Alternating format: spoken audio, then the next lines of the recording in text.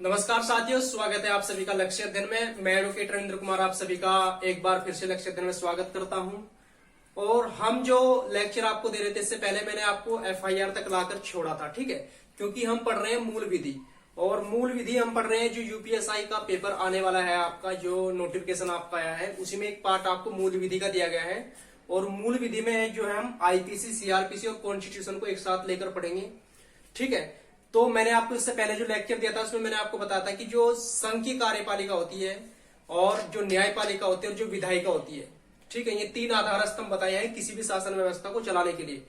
संविधान ने भी तीन चीजों को जन्म दिया है, विधायिका, कार्यपालिका और न्यायपालिका, ठीक है। विधायिका का काम विधि बनाना होता है, कार्यपालिका उसको एग्जीक्यूट करती है जो विधि बनती है, और न्यायपालिका उसको जज करती है कि जो कानून बना गया है वो सही है या गलत है, या हमारे मौलिक अधिकारों का हनन तो नहीं कर रही है, ठीक है। और उसके बाद हमने पूरी प्रक्रिया देखी थी, ठीक है। उसके बाद हमने अपराध देखा था कि कैसे होता है, घटित होता है। अपराध के बाद एफआईआर होती है, और एफआईआर तक हमने लाके लेक्चर छोड़ दिया था। आज जो हम आगे पढ़ेंगे एफआईआर के बाद ही पढ़ेंगे, लेकिन उससे पहले हम सामान्य जानकारी ले लेते हैं। कई बार आपसे क्वेश्चन सिंपल पूछ लिया जाता है कि जो आईपीसी है इसको लागू कब किया गया है, जो सीआरपीसी इसको लागू कब किया गया है, जो हमारा इंडियन कॉन्स्टिट्यूशन है इसको लागू कब किया गया है, या पूछ लेंगे आपको कितने अध्याय है, कितनी अनुसूचियां हैं, कितने सेक्शन है या कितने आर्टिकल है। तो सभी को पहले हम सामान्य जानकारी देंगे, ठीक है। तो जो हमारा टॉपिक रहेगा वो रहेगा मूल विधि,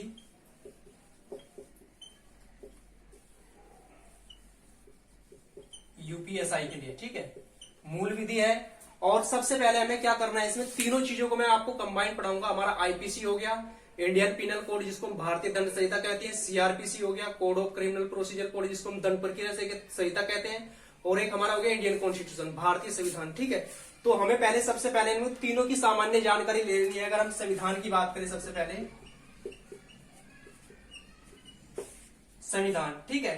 तो ये क्या होता है हमारा 26 नवंबर 1949, इस दिन क्या होता है, ये हमारा अंगीकृत होता है, ठीक है।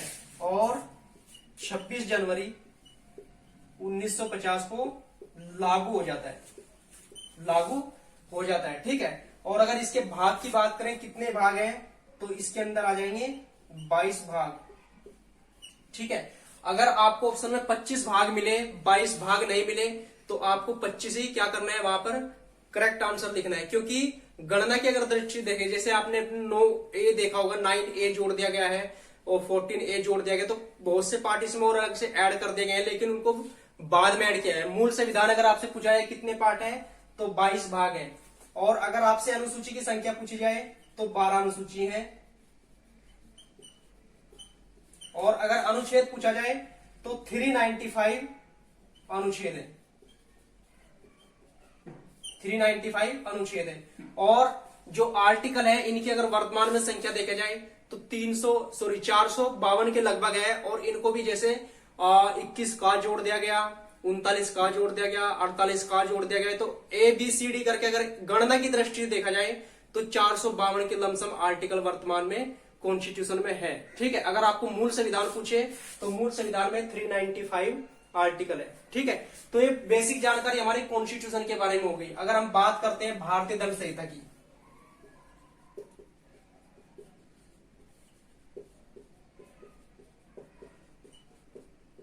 भारतीय दंड संहिता की, ठीक है। तो इसको बोला जाता है 1860, भारतीय दंड संहिता 1860, ठीक है। तो जो ये लागू होती है, ये लागू होती है 6 अक्टूबर 1862 में, 6 अक्टूबर 1862 में ये क्या होती है, लागू होती है, ठीक है। यहां तक आपको क्लियर हो गया। अगर अध्याय की बात करें, किसमें कितने चैप्टर हैं, तो उसमें 23 चैप्टर हैं। और अगर धाराओं की बात करें कितने सेक्शन हैं, तो इसमें 511 धाराएं हैं, ठीक है। तो ये आपकी बेसिक नॉलेज होगी। आपसे सिंपली क्वेश्चन पूछा जाता है कितनी धाराएं हैं, कितने चैप्टर हैं, और कब ये लागू हुई है। तो लागू हुई है 6 अक्टूबर 1862 में, ठीक है। आपकी दो चीजें बिल्कुल क्लियर हो गई। अब बात करते हैं, अगर हम बात करें इधर, आप इसका स्क्रीनशॉट भी ले सकते हैं, दंड प्रक्रिया संहिता की।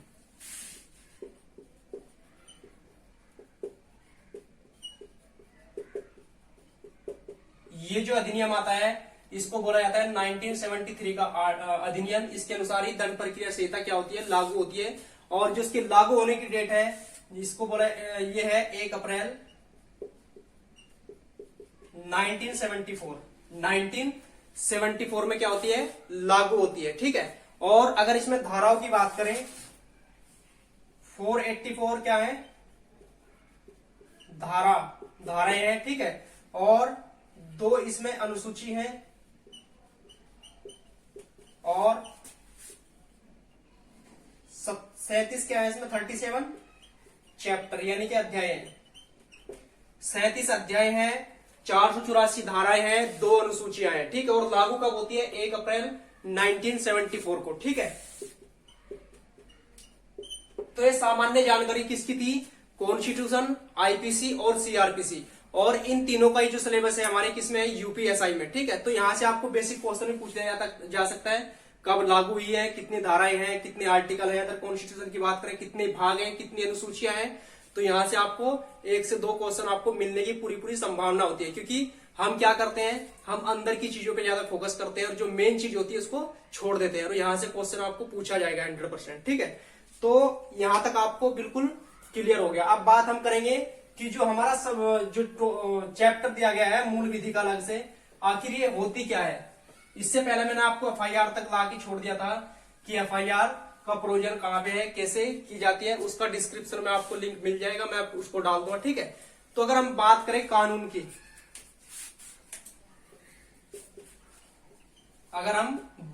कानून की, तो जो कानून होता है वो 2 प्रकार का होता है, एक सब्सटेंटिव लॉ होता है और एक प्रोसीजर लॉ होता है, जिसको हम कहते हैं मौलिक विधि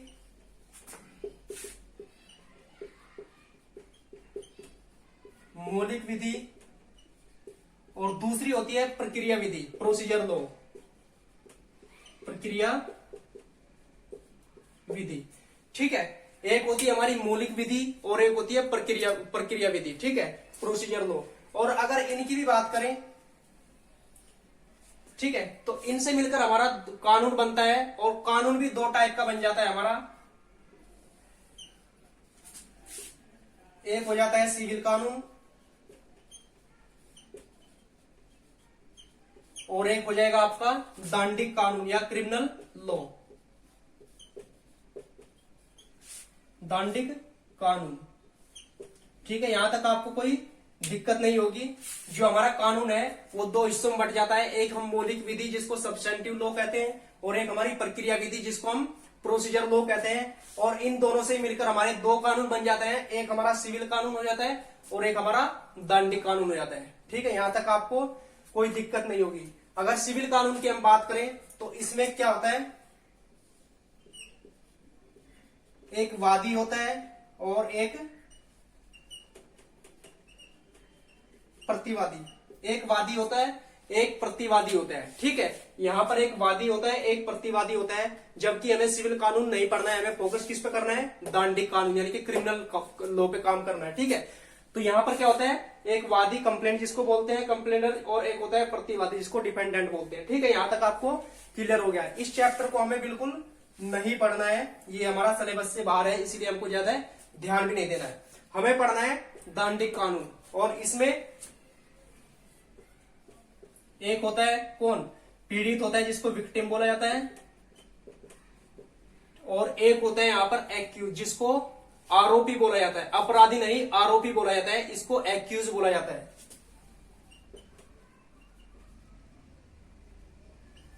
ठीक है। अभियुक्त,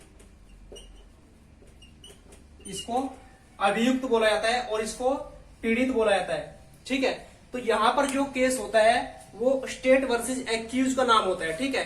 क्योंकि यहां पर बोला देखा जाता है कि जब कोई क्रिमिनल कानून घटित होता है, यानी कि क्रिया घटित होती है, यानी कि जो अपराध घटित होता है वो एक सोसाइटी के खिलाफ होता है। यदि किसी व्यक्ति के खिलाफ भी हो रहा है तो व्यक्ति क्या होता है, सोसाइटी का हिस्सा होता है, इसलिए उसकी जिम्मेदारी कौन लेता है, स्टेट लेता है। और यहां पर इसीलिए लिखा जाता है स्टेट वर्सेस एक्यूज का नाम आता है। ठीक है। क्योंकि यहां पर जो केस लड़ा जाता है वो स्टेट की तरफ से लड़ा जाता है और इसका तात्पर्य होता है कि जो कानून हुआ है या घटित हुआ है वो सोसाइटी के खिलाफ घटित हुआ है, इसलिए यहां पर स्टेट का नाम आता है, विक्टिम का नाम नहीं आता है। ठीक है।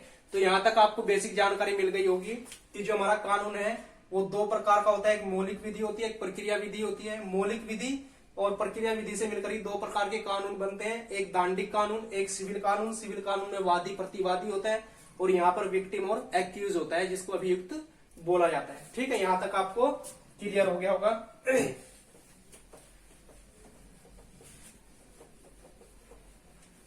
अब जो हमारा जो लास्ट लेक्चर था उसमें हमने देखा था कि एफआईआर हो चुकी होती है। ठीक है, क्योंकि आप इससे पहला लेक्चर मेरा देख लेना, मैं उसका लिंक डिस्क्रिप्शन में डाल दूंगा।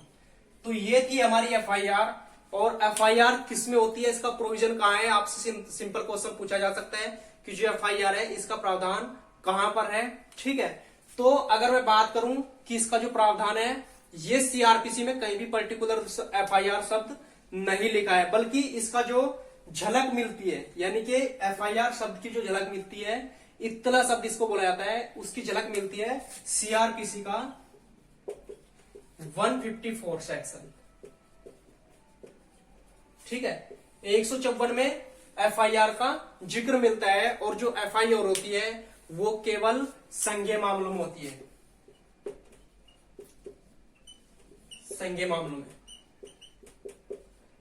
ठीक है, एफआईआर संज्ञेय मामलों में होती है, कोग्निजेबल ऑफेंस में होती है। अगर आपसे क्वेश्चन पूछा जाए, या जैसे आप तो भावी दरोगा बनने जा रहे हो, तो आपके पास कोई भी विक्टिम आता है तो सबसे पहले तो आपको यही जज करना है, जो उसकी कंडीशन रहेगी वो आपको मौखिक भी बता सकता है और लिखकर भी देख सकता है। तो आपको यही सबसे पहले पहचान होनी चाहिए किसके साथ जो अपराध घटा हुआ है वो कोग्निजेबल है या नॉन कोग्निजेबल है, यानी कि संज्ञेय अपराध है या असंज्ञेय अपराध है।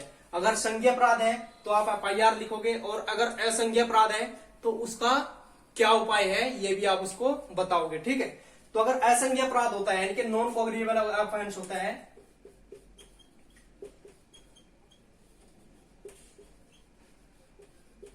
अगर नॉन कोग्निजेबल ऑफेंस होता है तो इसमें क्या होता है, कंप्लेंट की जाती है मजिस्ट्रेट के सामने।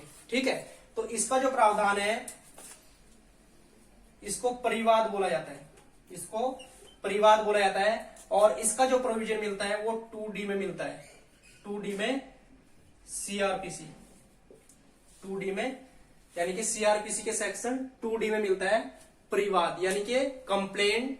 और ये सीधा कहा जाती है, मजिस्ट्रेट के सम्मुख जाती है, लिखित और मौखिक रूप में, लिखित और मौखिक रूप में। ठीक है, यहां तक आपको क्लियर हो गया। इसमें थोड़ा सा मैं डिफरेंस आपको बता देता हूं। एक तरफ हम एफआईआर लिखेंगे और एक तरफ हम या परिवाद लिखेंगे। ठीक है, तो इसके बीच में जो डिफरेंस होगा, इसका जो प्रोविजन है ये 154 सीआरपीसी में है और इसका 2D सीआरपीसी में है। ठीक है, आपसे पूछा जा सकता है सीआरपीसी में कहां पर प्रोविजन है। ठीक है, ये संज्ञेय मामलों में होती है,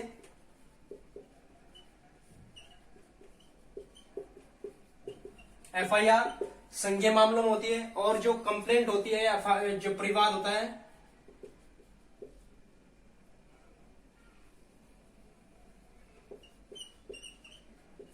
संज्ञेय एवं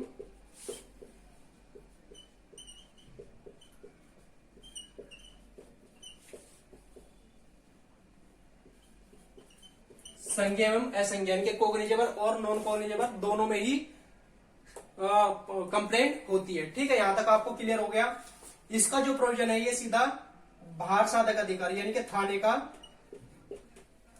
जो थाने का भार साधक, इसको एसएचओ भी बोला जाता है, भार साधक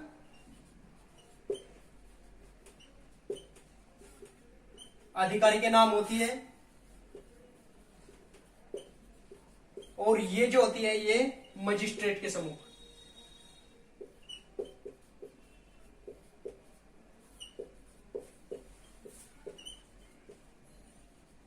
मजिस्ट्रेट के सम्मुख होती है। ठीक है, यहां तक आपको बेसिक जानकारी जो मिल गई होगी एफआईआर और कंप्लेंट में क्या होता है। ठीक है, तो यहां से हमें पता चल रहा है कि संज्ञेय अपराध और असंज्ञेय अपराध, यानी कि अपराधों का प्रकार, हमें आपको अगला स्टेप बताना है कि अपराध कितने प्रकार के होते हैं और इसका प्रोविजन कहां पे है और यदि आपके पास कोई भी ऐसा मामला आता है तो आपको किस में एफआईआर करनी है, किस में आपको क्या करना है, कंप्लेन, यानी कि आपको सीधा बोल देना है कि ये जो मामला है ये न्यायालय के सम्मुख जाएगा। ठीक है, तो यहां तक आपको क्लियर हो गया होगा। अब जो हम बात करेंगे वो करेंगे जो अपराध होते हैं वो कितने प्रकार के होते हैं। ठीक है, तो सबसे पहले अगर हम बात करें संज्ञेय अपराध क्या होता है और असंज्ञेय अपराध क्या होता है। संज्ञेय और असंज्ञेय अपराध, इसका जो प्रोविजन मिलता है ये मिलता है 2C में, और ये सीआरपीसी का 2C है। और अगर असंज्ञेय अपराध की बात करें तो इसका जो प्रोविजन मिलता है ये मिलता है 2L में सीआरपीसी। ठीक है, ये बेसिक जानकारी यहां पर हो गई। अब बात करते हैं कि संज्ञेय और असंज्ञेय अपराध में क्या अंतर होता है, कि संज्ञेय और असंज्ञेय अपराध में क्या अंतर होता है और किस आधार पर आपको एफआईआर लिखनी है। ठीक है, तो उसी चीज को लेकर हम यहां पर बात करेंगे। तो अगर संज्ञेय अपराध की बात करें तो ये क्या होता है, इसमें क्या होता है, पुलिस जो होती है, पुलिस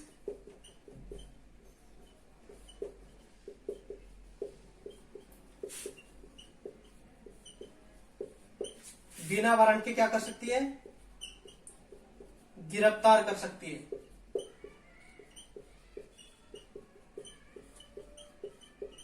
एक बेसिक जानकारी आपको मिल गई। जो कोग्निजेबल ऑफेंस होते हैं, संज्ञेय अपराध होते हैं, संज्ञेय अपराध, इसमें पुलिस जो है बिना वारंट के आपको अरेस्ट कर सकती है और यहां पर बिना वारंट के नहीं कर सकती है, बिना वारंट गिरफ्तारी नहीं, गिरफ्तारी नहीं। ठीक है, यहां पर क्या होता है, गिरफ्तारी नहीं हो सकती बिना वारंट के। अगर यहां पर नंबर 2 की बात करें हम, जो इन्वेस्टिगेशन है वो मजिस्ट्रेट की सलाह पर या आदेश पर नहीं होती बल्कि एफआईआर के बाद तुरंत शुरू हो जाती है और पुलिस क्या होती है अपनी मर्जी से इन्वेस्टिगेशन शुरू कर देती है। ठीक है,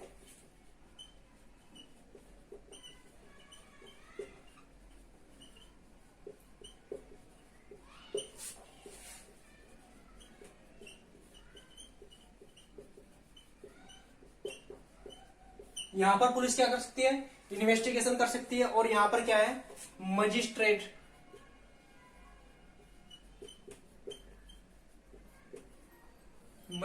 के आदेश के बाद ही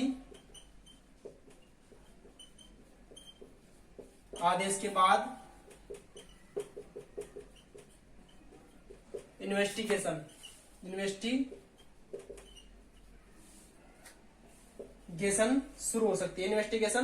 शुरू हो सकती है, ठीक है, यहां पर 2 अंतर आपको पता चल गए। यहां पर बिना वारंट की गिरफ्तारी हो सकती है, यहां पर वारंट के बिना गिरफ्तारी नहीं हो सकती, यानी कि यहां पर वारंट होगा तभी आप गिरफ्तार कर सकते हो। यहां पर मजिस्ट्रेट के आदेश के बाद ही आप इन्वेस्टिगेशन कर सकते हो। यहां पर एफआईआर के बाद ही तुरंत क्या होता है, एफआईआर के बाद ही गिरफ्तारी कर सकते हो। ठीक है, और यहां पर जो अपराध की प्रकृति होती है वो बहुत ही क्या होती है, हीनियस होती है, गंभीर किस्म के अपराध होते हैं। प्रकृति, अपराध की प्रकृति गंभीर,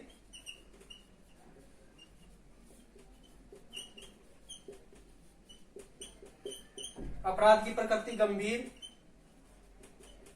और यहां कम गंभीर। यहां पर अपराध की जो प्रकृति होती है वो कम गंभीर होती है। ठीक है, तो यहां पर क्या होता है, ये बेसिक अंतर होता है दोनों में, यानी कि संज्ञेय और असंज्ञेय अपराध में।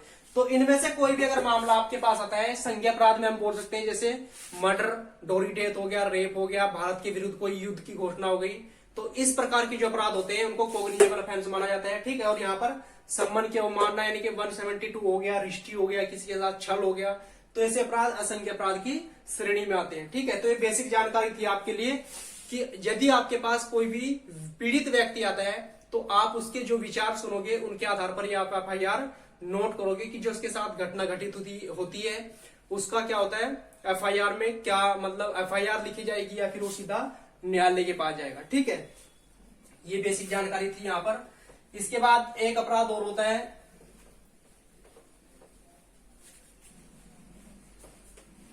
बेलेबल और नॉन बेलेबल। जिसको जमानती और गैर जमानती अपराध बोला जाता है। इसका जो प्रोविजन है 2A में है, और यहां पर जमानती एवं गैर जमानती अपराध, ठीक है। तो जो जमानती अपराध होते हैं, इसमें क्या होता है कि जब भी कोई ऐसा अपराध घटित होता है जिसका सजा 3 साल से कम है, यानी कि ऐसा अपराध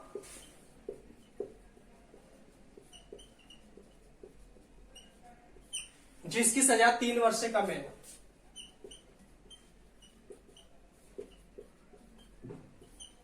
तीन वर्ष से क्या है, कम है, तो जमानती होगा।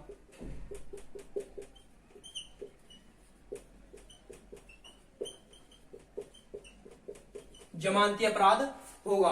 और जो जमानती अपराध होता है, इसको थाने से ही बेल मिल जाती है और इसको बेल लेने का अधिकार होता है, ठीक है। आपको इतना ध्यान रखना है कि या आप तो भावी दरोगा बनने वाले हो, तो कोई भी आपके पास यदि एक्यूज को आप अरेस्ट करते हो, तो आप देखोगे जो क्राइम हुआ है, यानी कि जो अपराध हुआ है, उसकी प्रकृति कैसी है, और आप क्या किसका सहारा लोगे? आप आईपीसी का सहारा लोगे, इंडियन पिनल कोड का, क्योंकि जो हमारे इंडियन पिनल कोड है वो क्या करती है, दंड की परिभाषा बताती है, ठीक है, अपराध की परिभाषा बताती है और दंड का प्रारूप बताती है कि कितना कारावास होगा, ठीक है। मैं यहां पर लिख देता हूं, जो हमारी आईपीसी है ये क्या बताती है, अपराध की परिभाषा एवं दंड का प्रावधान,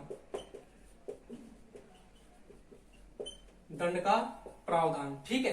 तो जब भी आपके पास या तो एक्यूज आएगा जिसको आप अरेस्ट करोगे, तो आप सबसे पहले क्या करोगे, आईपीसी का सहारा लोगे, और जो उसने अपराध किया है उसकी आप परिभाषा देखोगे, किसकी परिभाषा कौन से सेक्शन में है और उसमें दंड का कितना प्रावधान है। यदि आपको लगता है कि 3 साल से कम का अपराध किया है, इसने सजा से कम का अपराध किया है, तो क्या हो जाएगा, बेलेबल अपराध, यानी कि जमानती अपराध हो जाएगा। तो आप सीधे ही क्या उसको पर्सनल बॉन्ड पे उसको क्या करोगे, थाने से ही बेल दे दोगे। और यहां पर इसका क्या होता है, मौलिक अधिकार होता है, जमानत लेने का मौलिक अधिकार होता है, किसमें, जमानती अपराध में, जमानती अपराध में, ठीक है। दूसरा होता है गैर जमानती अपराध, यानी कि ऐसा अपराध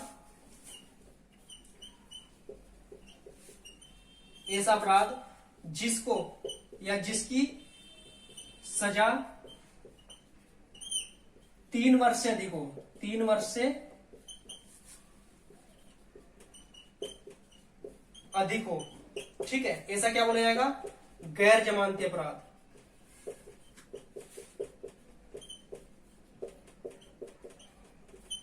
नॉन बेलेबल अपराध, ठीक है।